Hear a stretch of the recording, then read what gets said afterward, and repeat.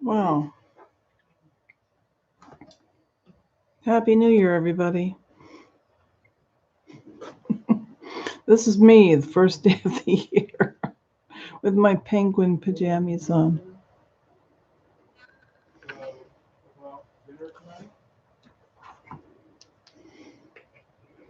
How's everybody doing today? I'm trying to figure out. Let me look. Oh, Happy New Year. I'm just like, ugh. How are you, Mia? This is what 64 looks like when you're coming off of antidepressants and you haven't slept for 3 nights, and last night was the first night you'd slept 12 hours, believe it or not. Just like, wow. So, I don't know about you, but I hope this next year is better than last year. Although there were some good things in it, you know. I started my channel last year, made some changes. We're remodeling this month. I guess we're going to start really having some serious remodeling. We'll be moving from this room. I'll be moving from this room with all my books and stuff to the smaller bedroom, and Benjamin will be in here and be able to have a little more room, and I'll have all my books and research stuff and all that stuff all in one room, which you know, is what I wanted anyway, to have sort of everything contained.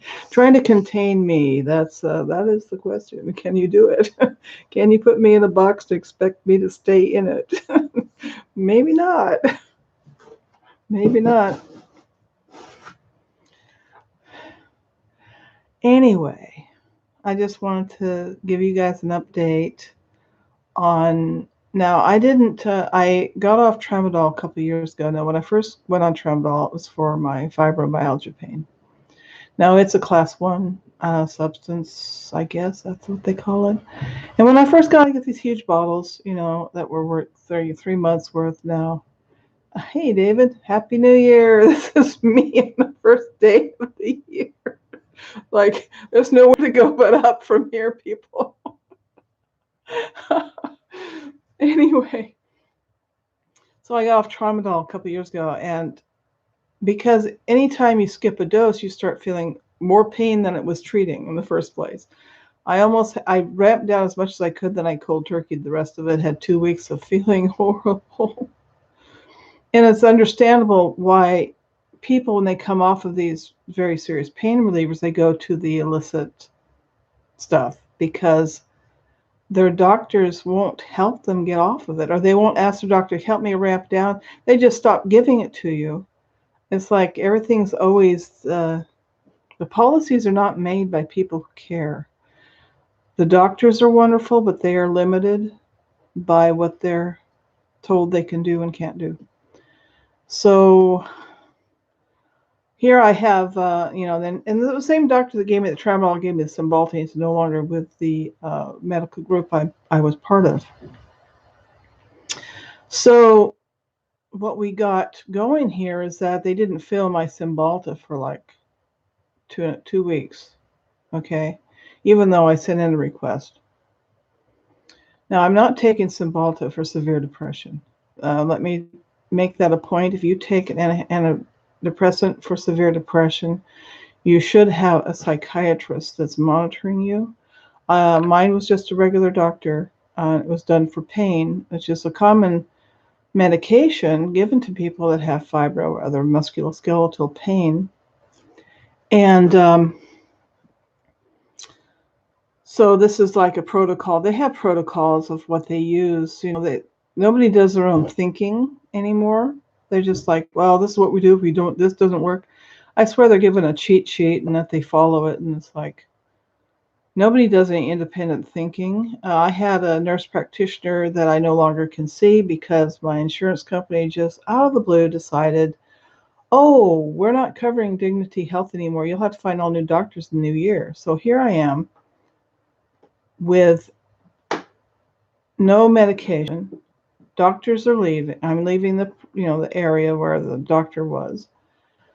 Um, I have to find all new medical group and everything, all new doctors. I've had these doctors, some of them 15 or more years.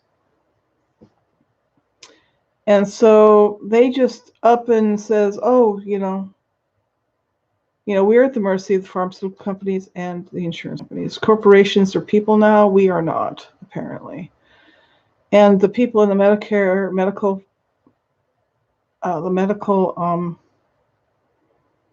uh, business, the people that are doctors and nurses, they're doing their best, most of them, to deal with um, the ever-changing screwing of the patient that the corporations like to do. They want to make more money for their board members, and so we mean less and less, and our needs mean less and less. If it saves them money, that's the important thing. Okay, so I just wanted to let you know I didn't come off of it because I was being irresponsible. I simply had no choice. They didn't fill it for 2.5 weeks or something like that. And by that time, when you've been off something, you can't just start therapeutic dose, even though I was only taking 30, and 60 is considered therapeutic, but still, I was taking generic. Now, the Cymbalta people are in litigation regarding the my son says, "Are you busy?" Yes. Sorry. I'm busy. One time I haven't been, I'm busy for the first time in days. He needs me. It's like, well, thanks. There we go. Um, anyway, so they're in litigation because Cymbalta has a short half-life. I don't know if you understand what that means. It means that it cycles through your body quickly and doesn't linger as long. Doesn't have the ramping down as slowly as some. And they're in litigation because they prescribe this medication and then don't warn people about how severe the withdrawal symptoms are when you get off of it. So people stay on it. They basically guarantee patients are going to be taking their medication for a long time, get them addicted to it. And then, if you want to get off of it, good luck on that. Could take up to 3 months, blah, blah, blah. So I take generic, and that's how they get away from the litigation. Is the generics they'll give you, the doctors will give you. I know my husband had taking a generic for antidepressant that ended up taken off the market. The name brand was taken off, but he took the generic for years, and it should have been completely taken off. If a name brand medication is taken off the market because of problems, the generic should as well. But that's not how it works, because we, the people, don't matter to them. That's sad, but true. So you have to be your own advocate when it comes to your medical care. So here we have me off the stuff for 2.5 weeks. Now, right away, it wasn't too bad at first. But I've noticed that pretty much I start having flu-like symptoms where I'm hurting, I feel tired, I can't sleep, I'm having crazy dreams, and these are all common side effects of getting off of it. And so basically all I take now is a muscle relaxant as needed and my thyroid medication because I have Hashimoto's disease, which just means my body attacked itself and destroyed the functionality of my own thyroid, which is like, well, that's intelligent of our bodies to do, isn't it? But it's very true that this is the sort of thing we deal with our bodies here.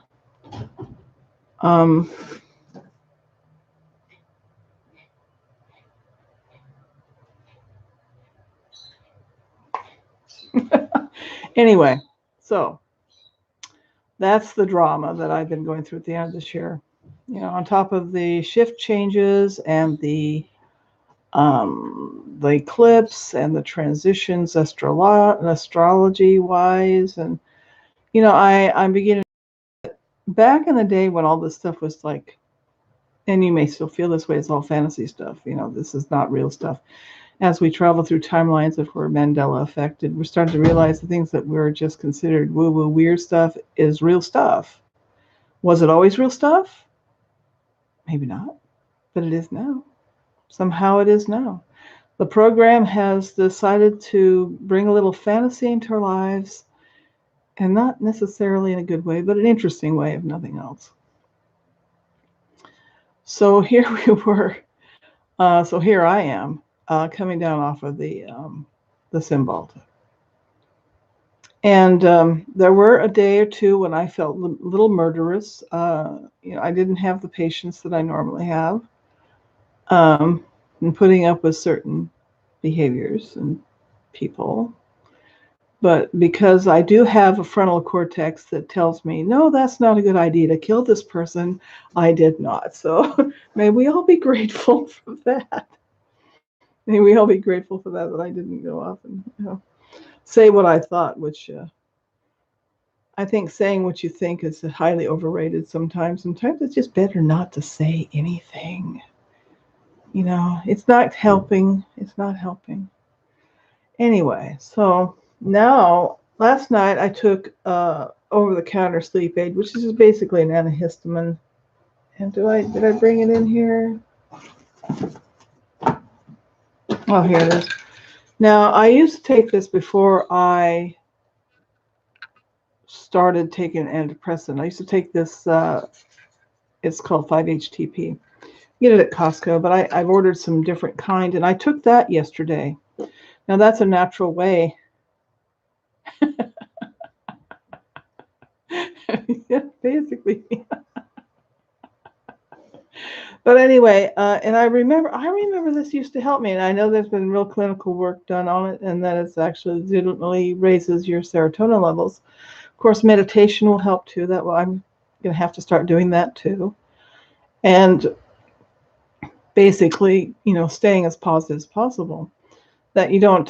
For me, taking antidepressant wasn't perhaps the best choice for me. I didn't take it for severe depression. If you have severe depression, do not get off your meds, please. There's a reason you have them. And, always interface with your psychiatrist if you have things like this. But also talk to them about other ways to manage your moods, because a pill doesn't do it all. You still have to find ways to find serenity and peace and balance. So here we have, I've ordered the 5-HTP that has SAMe in it also on Amazon. And it also has B6, which helps the HTP to work and create serotonin, because obviously I do have serotonin level issues, because that's why I hurt more when I got off the meds, because the serotonin went drastically down. So this is a natural way to raise serotonin. There's been studies done on it. So, I'm not saying you should take it. I'm just saying it's what I'm going to take, and I'm going to keep you apprised on how well it's doing. I can honestly tell you I slept 12 hours last night after not sleeping for like 4 days. Hardly at all. An hour or 2 hours a night. And it's like, maybe there's something to this, And even if it's placebo effect, it's still worth it, I think it's like $22 a month to get the super duper kind I'm getting on Amazon, which is only once a day you have to take it. So there's that. As to the Mandela effect, this is a new year. Hey, Scott, how are you, sweetie? I'm just telling him about the drama of getting off my Cymbalta and how I'm taking 5-HTP now. And I got 12 hours sleep last night. It's like, wow. And I didn't wake up every I was sleeping 2 hours, or sleep 2 hours, be awake, sleep an hour, be awake. It's like, it was really bad. So I figure Another week or so, I should be completely out of the reactions to the symbols, as I'm hoping so. But like I said, don't stop your medication, especially if you're under the care of a psychiatrist.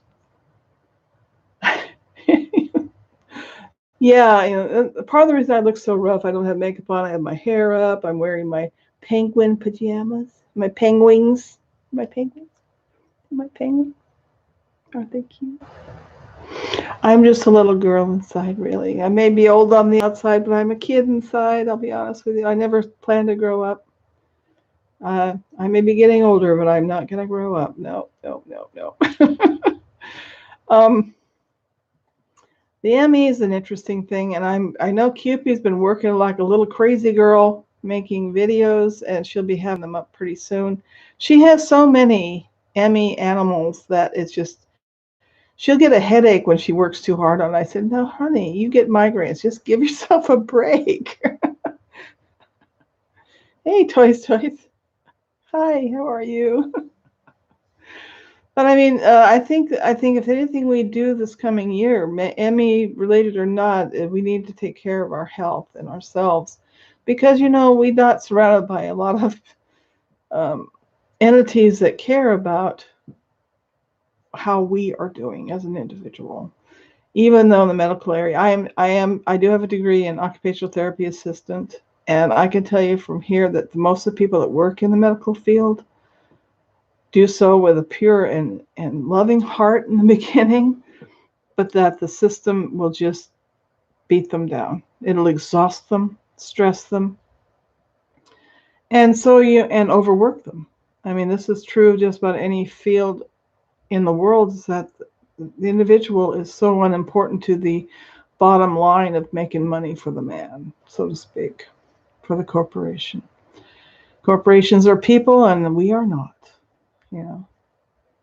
But anyway, referring to toys, I was thinking I want to give a good plug to MA's Mandela Affected Kids channel, which I have on my channel. I have a little link to his girls, and they're just so cute. My God, they're so cute, and they're so smart. And he's such a good dad. And he does experiments with them and do toy stuff with them, and lets them explore and go places. And it's like, he's just so awesome. And those girls, I just like, can I borrow them? I missed having little kids around this holiday. My granddaughter's now 19. I don't have any other grandchildren. So watch a kids channel if you miss kids, because it helps. It really does. And his girls are just funny. They're so funny. And they're so smart, and they speak their mind. And so one thing about kids I like is that most of them are very frank, very frank. And Cupid will have some things up, so make sure you join her channel, because she's going to have a bunch of, this coming year is going to be a very busy year for her. She's doing all kinds of videos with animals. She says I can have the bugs and maybe the bats and some other kinds of things, history and art, and she can do the birds and the fishies. And there's plenty to do, I mean, it's amazing. I just haven't felt well enough to do any, but I have great plans to do some more videos. And I do my writing stuff. I've been doing videos of those. And Scott, is it possible I could get you to narrate one of my stories? Just do the audio part and send it to me. I'd send you the story and you read it, and record it and send it to me, because I'm getting tired of using my own voice with my stories, either altered or not. Really, I could use a, kind of a British guy doing some narration for me. It'd be really nice. It'd be great. Awesome. That'd be great. I'd ask MA, but nobody'd be able to understand him. He's got that kind of accent that he has a glottal stop where he like swallows part of his word with a with a slap to the back of the throat with his tongue, a glottal stop kind of thing. I'm not sure if that's what it's called, but I mean, it took me a while to be able to understand him. So I said, no, I'm not going to do that to my audience. But Scott, he worked on the phone. He knows how to talk. And maybe I can get Adam to do some too, because he's got that great soft, voice would be great with with a story too. He's common. Yeah, but we love him and his obnoxiousness. But don't tell him I said that. Yeah. Um. Anyway. Well, and if you have like characters, you can go there too. You can just do whatever you feel, and I'll give you credit and everything. Um, but I have more on Van Gogh to do. I have historical stuff, anatomy stuff to do, and it's like, where do I start? Sometimes I'm just so overwhelmed with how much ME stuff out there that it's just, that's why I do other stuff. I do my creative stuff, and I have that book I narrated. I've got another book to narrate, but I want to do commentary on each one of those because there's Mandela effects in each chapter. So I need to do a premiere where I go over it and then we'll chat about it or something, because it's really, it just blows you away. It really does. A lot of those stories I wrote quite a long time ago, and now that I'm off, I'll be honest with you, Cymbalta was great for helping with certain things. But if you're not a person that has a lot of anxiety or depression, it has a tendency to numb you emotionally.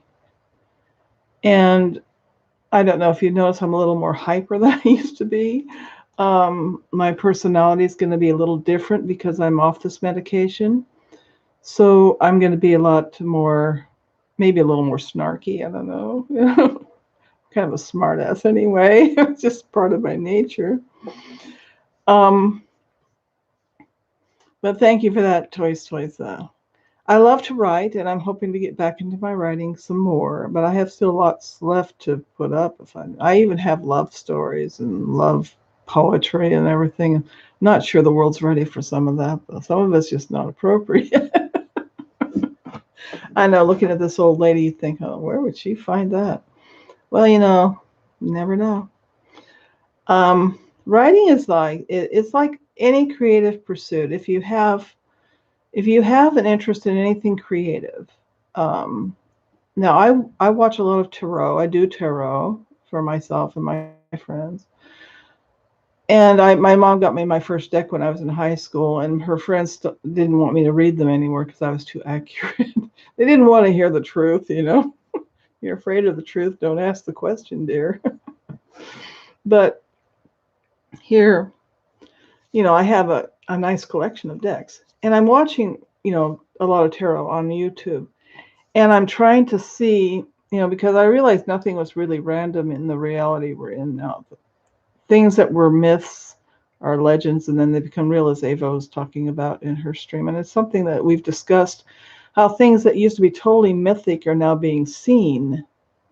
Bigfoot used to be like just a legend or a myth or legend. Now people see them all the time, and credible people. So, I mean, what exactly is going on with this world, or the worlds we're traveling into?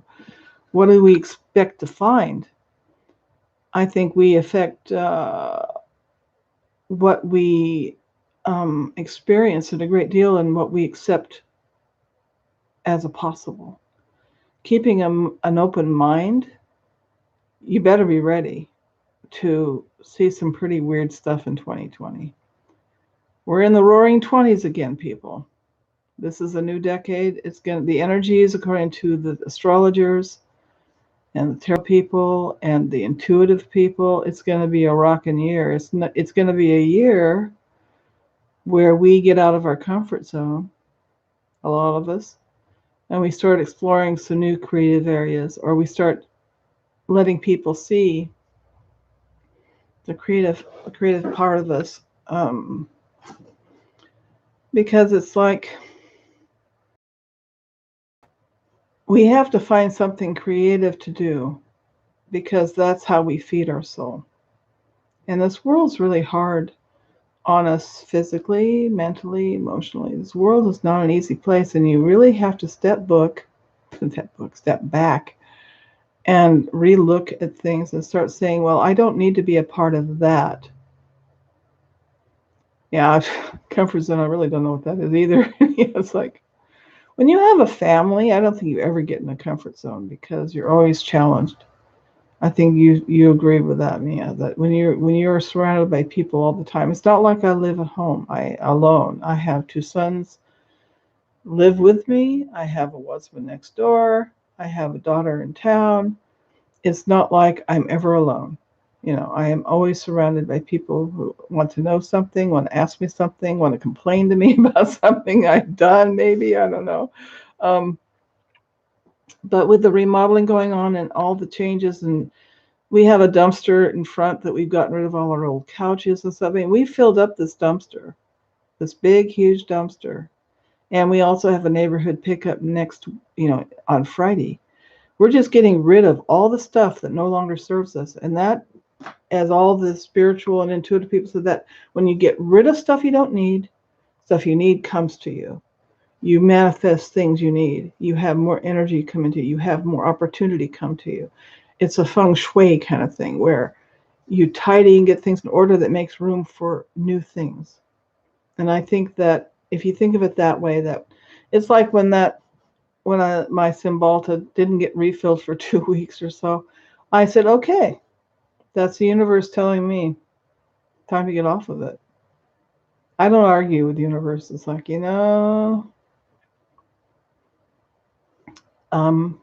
I have a son who has to see a psychiatrist every month to make sure he's doing okay, and I would never ever say not to do that, but I wasn't taking it for that reason. I wasn't taking it for depression. I was taking it for pain. So um, find something you really like, find something you enjoy. Find something that cut out a little corner of the world just for you. Find a place that you can be quiet and peaceful just for a few minutes a day if you can. Those of us who are moms, even though they're grown, good luck on that. But I mean, it's an ideal. It's an ambition. Um, and perhaps try to figure out who you yourself like and don't like. We live in a world where we're told all the time, well, this is something you like, this is something I like, whatever, whatever. And there, see, my hair's a little frizzy. It's all in a bun. I probably have a big knot in it. And yeah, this is me, folks. Find out how you really feel about things and what you really think. I mean, we are so programmed by our culture, by our media, by our upbringing. Find out, okay, how do I really think about this? You know, and realize that people who care about you aren't going to stop being your friend because you change your opinion on something. Let's hope not, anyway. If they leave you because they change their opinion of you, and that's fine. That's fine. You have to learn to let go. You have to learn to let go. Let go of things that don't serve you. Let go of people that don't treat you right. And it's not easy. But find something that you like to do. It's like, people with the Mandela effect. We have people that, oh, my area of expertise is this and that. And we're all different. We're all different. And we all have something we can contribute to the accumulated knowledge and wisdom that we're gathering about this experience we're having. And I remember I was in Digi Intel's thing, and then I didn't feel well, and I didn't even say goodbye. I just like, oh, I got to get off of here. I don't feel good. But anyway, so I apologize if I didn't say goodbye. But there was one gal, and there says, well, what if your memories are different than anyone else's? It would be terrible if that happened. You'd feel so alone. I'm just like going, who is this person? They're obviously not affected. That's exactly what it's like to be affected by this perceptual oddness, whatever you want to call it.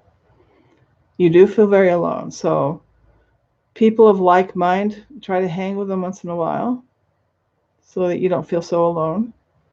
If you need to have a bitch fest with someone, you'll say, can I bitch at you? I know I did that with QP the other night on Hangouts. I was so annoyed and so at something. It was my murderous phase after getting off the cymbal. It just lasted a day. I didn't kill anybody. Everything's cool. Anyway, so, and I was able to vent. Uh, that's what a good friend does. They let you vent. And they don't tell you that, you need to change how you feel. They just say they let you vent. She's had her moments too, where she just had to say what she had to say. And it's like, we need to do that. So we need to find someone we can vent to that doesn't judge us. Anyway, so that's my journey so far. I'm happy that I'm starting the new year only taking 2 medications at 64. That's not bad. I come from a line where, if you don't die of cancer, you live to be 90 something. So, yeah, so I'm not complaining. I was playing Guild Wars last night, and Guild Wars 2. I love that game. And I was in a group of one of the guilds I belong to. There were like 30 of us, and we were just killing these horrible centaurs that glow red and that they can kill you with one blow if you're there by yourself. And I have to tell you, it was uniquely satisfying to kill those bastards, pardon my French. It just really seemed to hit the spot with, the frustration we can feel in all this. So, find something that helps you to sort of channel your frustration, whether it's art or writing or hiking or, whatever it might be, that you can find some way to get some of that aggression out. Because, I never used to really acknowledge the negativity in myself, the negative feelings, because I belonged to a cult and it wasn't acceptable. I had to be this way, that way, and it was not good. It was not good at all. And it's very patriarchal. I couldn't be who I was before I married. I couldn't have the same interests. It was really bad. And it was so all those years of being very frustrated. And, killing centaurs seems to help. The Centaur Center of Psychotherapy. And it's like, find something that takes you out of yourself for just a little while, whether it's reading or nature or watching a movie you really like or something. We all need to think of self-care this coming year. Because even though there's going to be a lot of good changes, change is stressful. Even if it's good change, it's stressful. And even if ultimately you're out there in a better place after it's all through, it's still stressful when you're going through it. Oh, my hair looks so terrible. Yeah, this is me first of the year, having just gotten up at 2-something, 2:30 in the afternoon. Anyway,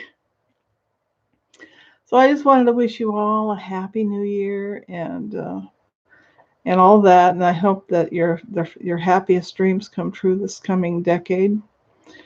And if they don't, make some plans to see if you can make them happen, if they don't happen on their own. We can manifest things in this life. And just remember, if something doesn't manifest, no matter what you do, maybe it's not meant to be. You can't make people love you. You can't make people follow you on Instagram. You can't make people watch your videos. You just have to hope the people that will benefit will watch. So Happy New Year, everybody. And have an eggnog on me. You all take care. Bye bye.